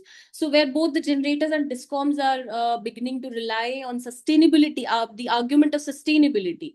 So although sometimes I believe it is just being taken as a strategy and not genuinely, but yeah, this strategy has been coming upon in many cases. And the tribunal, however, remains very conservative with regards to force majeure, because ESG-driven cost increases are not enough. What needs to be established there is the impossibility and not just financial hardship. So the largest shift, though, is commercial. ESG today is not just about environmental responsibility. It is directly affecting the viability, the bankability or long-term viability of the contract, the overall contract. So yeah, tribunals are of late being very sensitive to this concept of ESG, and what actually matters is that who bears the cost of the compliance. So that is the question which day in day out is being taken by the tribunals. So coming to the second link of the question, Harsh, you've asked me about mediation or arbitration. So here my hybrid approach will now, as I also took earlier, I was giving the regulator the priority in the issues related to regulatory compliances. But here, when we talk about mediation and arbitration, then it has to be a mediation first and arbitration later approach. Because many times the disputes in energy sector arise where the projects are going on, because these are long-term projects, like 25-30 years long. And what happens is a certain dispute, if it escalates to a level where parties just have to sit on the table and decide who is right and who is wrong, then it directly affects the project. And what needs to be kept in mind is that before the dispute gets to that level, it should be mediated first. You should sit on table, and you should always have the approach that the project should go on. Like, there are multiple stakeholders in energy disputes. So that's why what you really need to understand is that the approach which you have to take has to keep the project running. So that's why first the parties should sit on table and mediate and try to come up with solutions, like some redesigning of the project, or let's say some compliances which can be done in a phased manner, or the benefit should be shared or something like that. Of course, it is since ESG is also involved, so mediation in such disputes can lead to a social acceptance of the entire project, and not just a question which is who is right and who is wrong. Like, a lawyer in arbitration can get you an award saying deciding that you are right, but he cannot get you the social acceptance of the project. So that's why, in my view, it has to be a hybrid approach. But first, you should always mediate, and at a very early stage, when you see the dispute is getting escalated, you at that very stage, you should sit on table and decide that what can be done in favor of the project, and then prevent it from escalating. And then, if nothing is being resolved, then you come to the recourse of arbitration. Also, mediation can be used for community concerns, environmental mitigation, relationship management, but at the same time, arbitration can be used for the residual financial or legal disputes. So this is where mediation comes strategically, it comes powerful than arbitration. So ESG compliance is not just regulatory, it's a perception-driven idea. Therefore, I believe in order to get a social license to operate, you should always sit on table and mediate first. That's my hybrid approach here. Thank you so much for sharing your perspective, Ms. Majumdar. And I think, other than from what you've obviously very deeply covered, I think it's also worth adding in the Indian context specifically, while we, of course, do not have any codified framework for ESG, but initiatives like SEBI's BRSR framework, which is the Business Responsibility and Sustainability Framework, which talks about creating an enforceable disclosure and compliance obligation for certain listed entities, is a good initiative and step to go in that direction, where we also talk about codifying it largely for more broad categories of companies moving ahead. And as these obligations become enforceable, and it also becomes a regulatory obligation on different entities, I think we'll see different contours of such obligations coming into energy disputes and how the arbitral tribunal are able to deal with it. And of course, I also feel this is precisely where mediation as a mechanism has a very compelling case to make, because environmental disputes, ESG obligations are something which involves a community at large, because the impact of it is on a community and an ecosystem. And these are things which rarely have a very clean and binary answer, which an arbitral tribunal can deliver, which it usually does in other kind of disputes.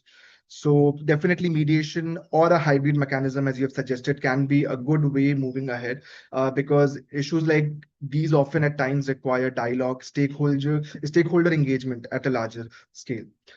So this growth of arbitration in energy sector, I think, is not just a function of what parties agree to in their contracts, but it is oftentimes significantly being shaped by the attitude of different regulatory bodies and courts toward arbitration as a forum, as something which has previously been highlighted by some of our panelists. And specifically in the context of Indian energy sector, bodies like CERC, which is the Central Electricity Regulatory Commission, and the SERCs exercise wide statutory jurisdiction.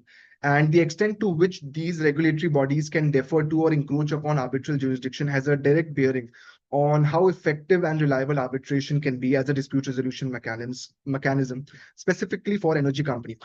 So I would now like to move back to Mr. Jaisima again, and would like to understand, so how has the role of these specific regulatory bodies like CERC and SERC particularly affected the growth of arbitration in energy disputes?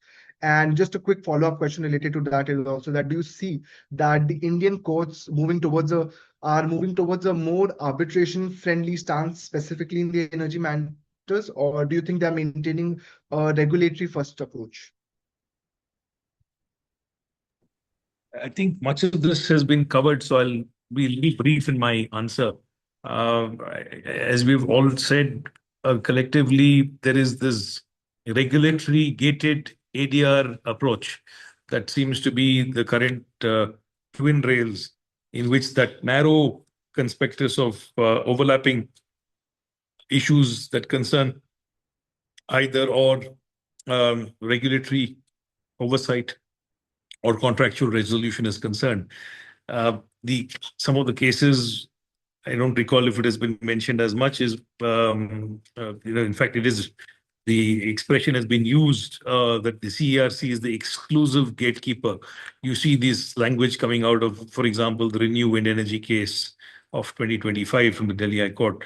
Now, I see this all the time in many other domains because as a practitioner between arbitration, between court, many courts and regulatory bodies are very guard their jurisdictions jealously, and they don't like it very much when parties are seeking to resolve it. Now, I think this kind of guarding your turf is the incorrect attitude.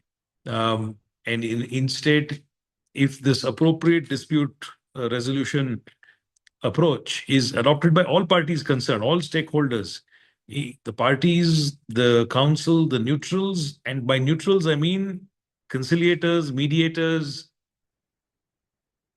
arbitrators, and dare I say, judges. So this approach of what is appropriate and we all have to be commercially fluent. Commercial fluency and technical fluency is also a prerequisite for each of these matters. Again, the learning tools are now abundant. The moats are gone, have disappeared. Therefore, there is no excuse not to be sufficiently learned to determine the matter, whichever your role may be. It requires merely some sincerity and merely some preparation. That's all. And so this is, I think, now a prerequisite. And the attitude of the parties is what I would like to urge needs to change. We can keep going on, adding more regulators, more policies, more bodies like the conciliators. But unless there is a commercial, technically aware, knowing the time value of money, the money value of time, and implementing it from a case-to-case, minute-to-minute process, that is what is going to save the day, and not saying, should it be regulator first or should it be arbitrator first? Neither answers the question that is in front of us. This is why on earth is this project being conceived of? And those lofty goals that every society is entitled to set itself, as now India is setting itself. These are not to be looked at cynically. It doesn't matter what our personal politics are. I'm not a political man, but we have a collective agenda to move ahead. Net zero is a global agenda, and it's for an intergenerational justice that we need to work towards it. Similarly, the energy goals, sitting as the independent director of a board, I have experienced how difficult it is to implement both. That is energy self-sufficiency as well as moving towards net zero. So I would say that there seems to be an ADR creep into an otherwise regulator-first approach. But the biggest change that I would welcome is a change in attitude. Thank you. Thank you so much, Mr. Jaisim. And I definitely resonate with your point about courts guarding their jurisdiction jealously. And I think that is one thing which practitioners feel very acutely across different jurisdictions, because it does create a layer of uncertainty, something which no contract clause, however carefully drafted, can entirely insulate parties from. And speaking of how contracts are structured, this brings us to the next question that sits right at the drafting stage itself before any dispute arises. For energy companies operating across different jurisdictions, or those entering into contracts with foreign investors, multilateral funders, or international off-takers, the choice between opting for a domestic arbitration mechanism under the Arbitration and Conciliation Act in India or opting for institutional international arbitration is one of the most consequential decisions, which is often made at the contract drafting stage itself, because it affects not just the procedure, but the entire landscape of the dispute. So I would just quickly like to invite our panelist, Ms. Sudha Reddy, to briefly address this question, that when structuring those dispute resolution clauses in energy contracts, how do you think parties choose between domestic and international arbitration? And what should be the key considerations specifically at the drafting stage itself? If you can just briefly address this, ma'am. Thank you. Yes. Thank you, Harsh, for your question. And thank you, Mr. Jaisim, as well, for correcting I must have accidentally said those other two phases. So I really appreciate it.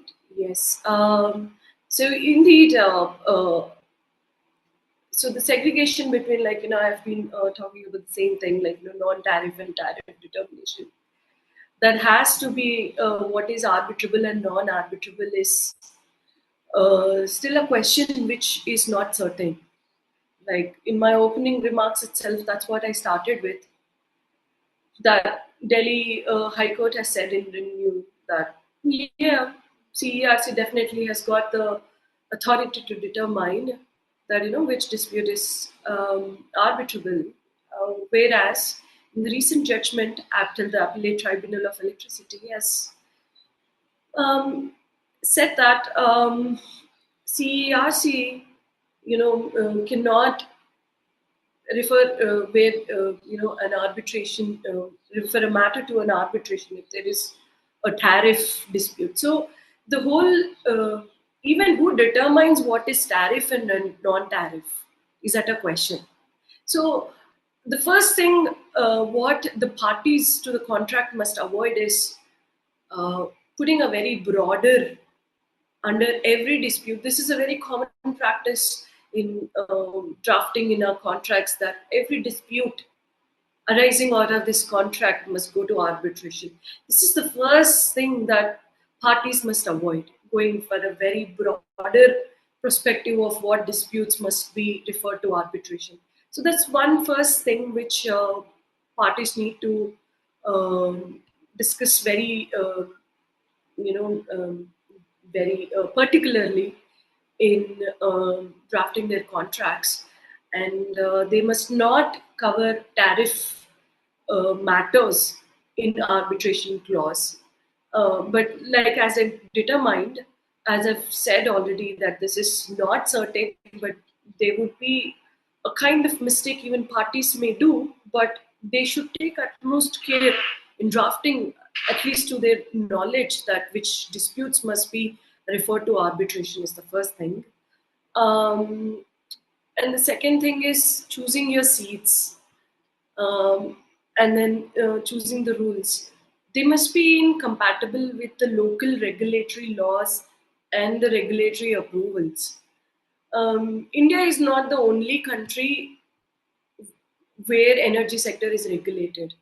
Energy sector is regulated in most of the countries. So India being a country, where we actually, love to regulate our sectors, it's no wonder that energy sector is being highly regulated in India. So while you're choosing these seats and then you're choosing the rules, make sure that the regulatory laws and regulatory approvals are in line with the same. And then next is change in law clause. The provision, it must not be poorly drafted.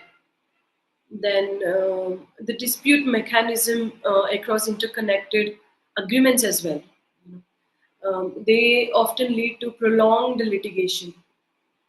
And then rather than the efficient resolution, you're just dragging along because, some other associated agreement is still under litigation and you cannot determine, the tribunal cannot take a step further, because of the pending litigation. That is one of the things which pitfall to avoid. Then, under the energy watchdog, the versus the CERC case, where unclear contractual provisions on change in law can trigger dispute, and both the regulatory and arbitral domains, increasingly make the issues more complex and there is more delay. So this has been addressed in that case. So it's in my opinion that predetermining what disputes go to arbitration, at least as per your knowledge, understanding, the any issues which do not directly determine the tariff can be mentioned. So that is what parties can do to avoid any kind of pitfalls to avoid in any kind of energy contracts. I'm focusing more on the electricity part because power sector is like major in the energy. So yeah, and addressing to the next part, that strategic choice between domestic and international arbitration. Well, though it is energy sector, it is arbitration at the end of the day. So if the dispute has been defined that okay, this can be arbitrated, so and then regulatory interference is not required, then it's like any other arbitration. You can actually choose the seat, and then you can actually, it's the party's autonomy. And this is why people would the entities would choose arbitration, because of the enforceability, because of the efficiency, because of the confidentiality. So the same factors which would determine an arbitral proceedings in any other sector would play an important role even in determining if it is a domestic or an international dispute. So if it's a foreign entity involved in the dispute, then Indians, we prefer like Singapore, like we're assisting someone like a matter in where the seat is Singapore. So yes, so that is what is my opinion is that it's arbitration at the end of the day. Thank you so much, Ms. Reddy. And I think what this really does is distilling for our audience that dispute resolution clause today is not just an afterthought, but it should be a strategic decision that the parties should focus on, because it decides the entire trajectory of how the dispute unfolds. Thank you so much to all our panelists. And I think what this discussion has demonstrated is that ADR in energy sector is a living, evolving practice. From the questions of right forum to the complexity of tariff disputes to ESG obligations, what is clear is that there are no simple answers, and that is precisely what makes this conversation so valuable today. We have had an incredibly rich panel discussion, and I'm conscious that our audience also has been patiently waiting with their questions.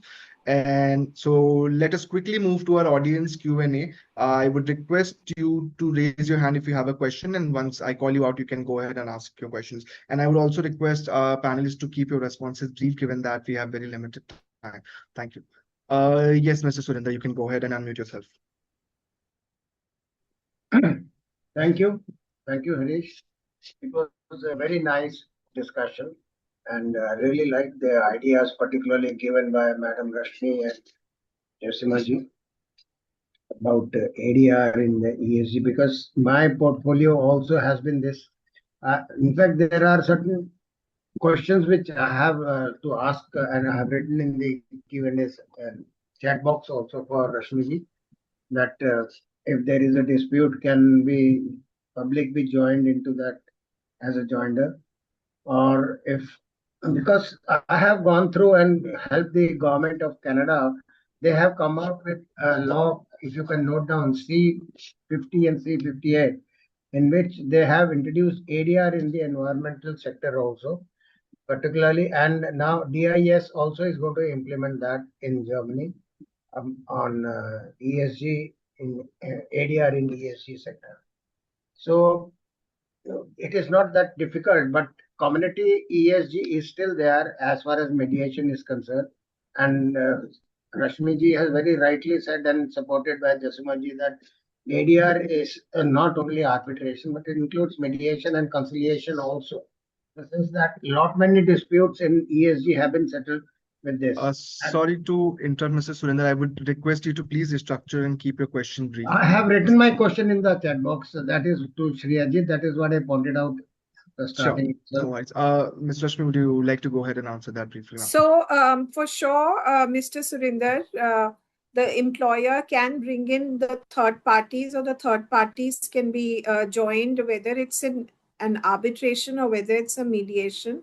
Back in the day when we were doing the Dabhol case with Enron, there was contamination of the well water.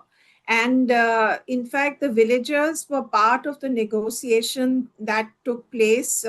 They had brought up the matter, and all private parties were involved. And then the cleaning of the wells took place because they got contaminated during the project. So as a practical knowledge, I know that third-party victims can be included, whether whatever the proceedings may be, not just litigation, but even in the arbitrations. Thank you so much, Ms. Rashmi, for briefly answering that question. Thank you. Thank you, Rashmi. Thank you. Oh, Vanshika, we can quickly go ahead and please keep your question short and sharp. Yes, please. Thank you for this opportunity. Actually, I have one question regarding which Rashmi ma'am has already stated regarding the cross-border dispute.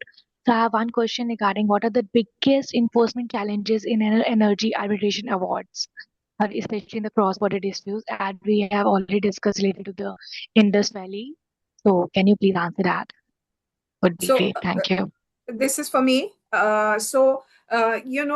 What can be more difficult than figuring out how your award is going to be enforced? While most of these awards nowadays, ever since we became signatory to the New York Convention, the courts have tried their best to have foreign award enforceability. But the fact remains that if I cannot collect my money, if I'm the foreign investor or a foreign party, if I cannot collect my money, then how good was my arbitration? And however, in the Indian context with the arbitrations, more and more, starting from Renu Sagar right down to the current various other cases, what we have seen is that foreign awards are being, the courts are not interfering at all. They are seeing to it that the party autonomy stays, that recoverability gap is limited, that even with public policy, more and more, they're saying that you can't ride on a public policy objection, and we are not going to look at the entire matter all over again.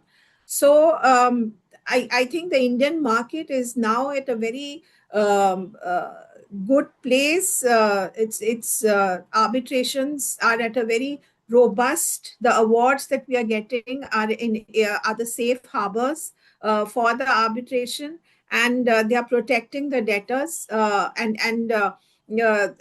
we are making all these, whatever I'm saying, it is not just specific to energy awards. It is also prevalent by what Supreme Court has said in many other foreign awards that they've been upholding.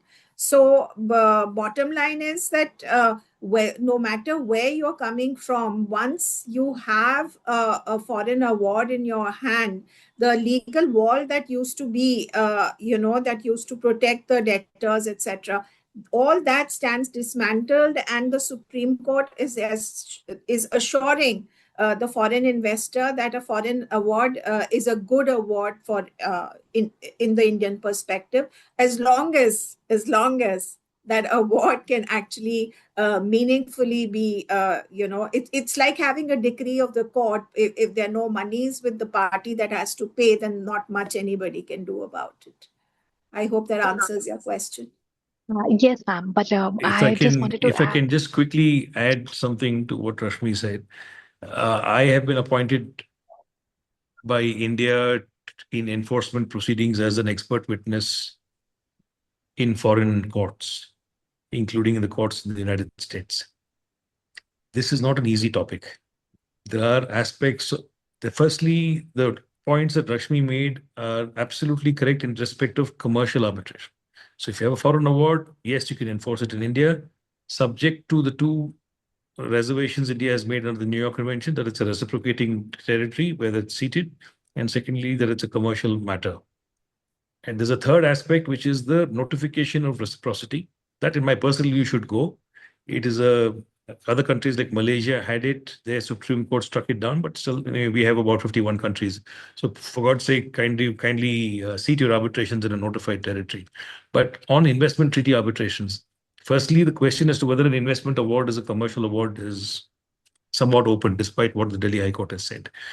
Secondly, the investors many times can sell their awards and even in commercial arbitrations to third-party funders and even vulture funds. The types of enforcement action that they take against countries can be very aggressive.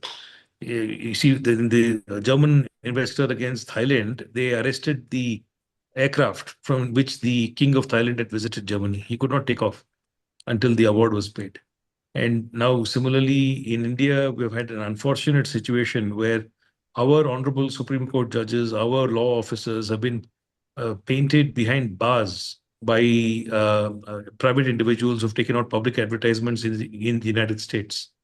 This is a type of aggressive behavior that even foreign investors, when we see the person who originally invested the money is not the person who's going to reap the benefit of an award, because the award can be sold as an asset. And then the types of enforcement is totally different.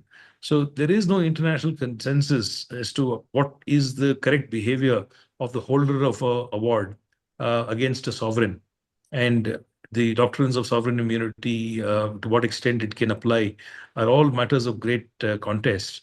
And you know what the public cases are. The Australian High Court has opined, the US courts have opined.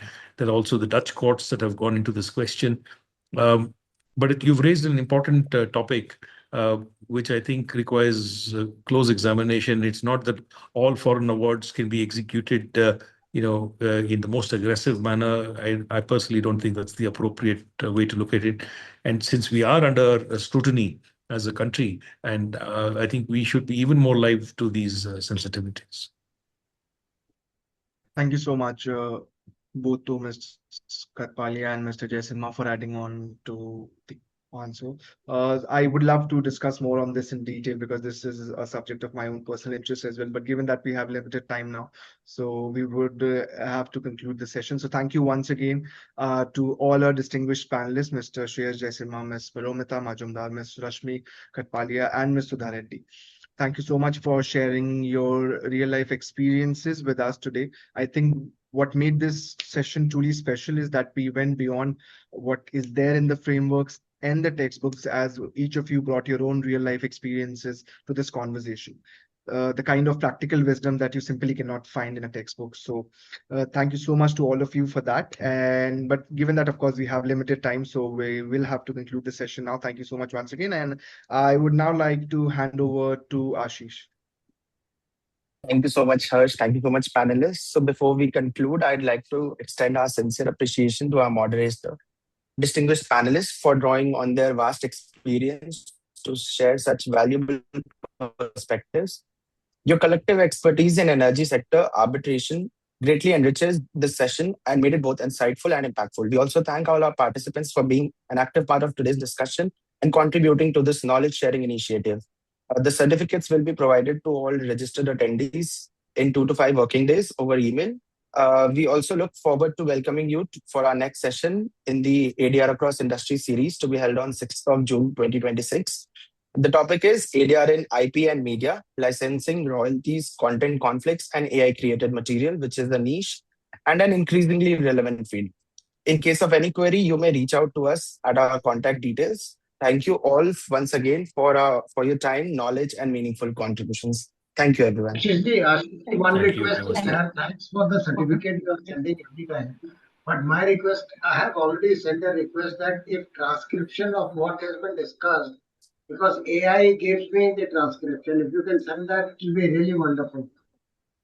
Surely, sir, we will take note of that and we'll reach to you over email and get you the details. Thank you, everyone.